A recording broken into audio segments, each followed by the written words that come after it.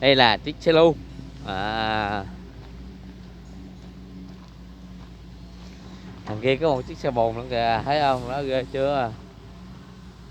Đây là chiếc xe lu nè, đó chiếc xe lu bự luôn, một chiếc xe lu rất là bự. Và đằng đây là còn chiếc xe bồn nữa nè.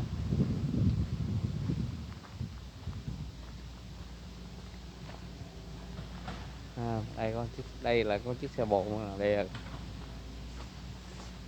xe bồn này, đây biết làm gì đây nữa nè.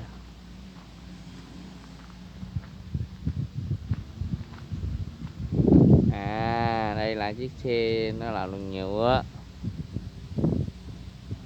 mà nhựa này chắc là thua rồi.